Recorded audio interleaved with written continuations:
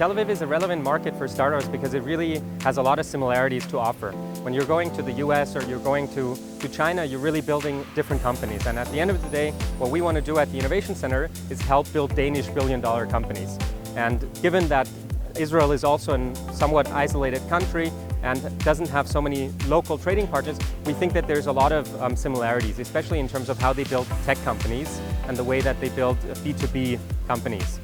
We have a number of ways that we work with Danish startups. One of the ways is that we bring them on a bootcamp to Israel.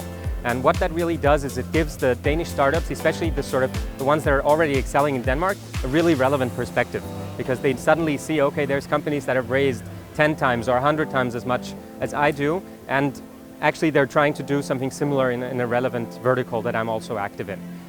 Another area that we work with is we connect them with investors. So there's actually been several investments by Israeli investors in Nordic startups, and so we think that that's an area where we can contribute.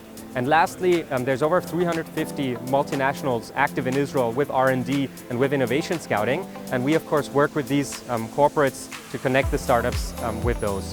So I think one of the things that always surprises Danish startups when they come to Tel Aviv is the incredible directness and the openness to both share feedback but also to share connections to the most senior people in the ecosystem.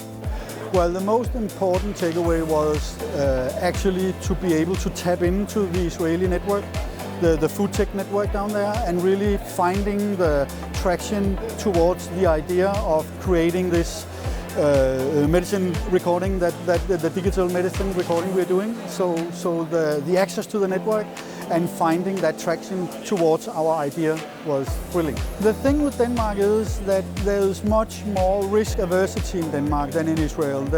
What the Israeli, they call it that they are more risk tolerant, and that risk tolerance was amazing for us to experience. They understood what we wanted to achieve, and they were willing to listen.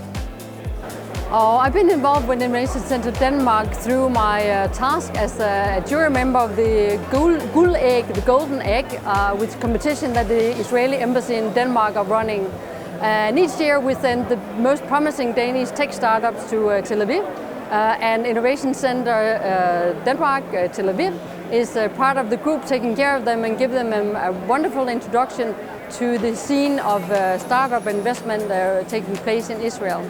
Innovation Center Denmark in Tel Aviv is a very strong hotspot for making Danish startups think going global. And I think today every startup has to think of themselves as being born global.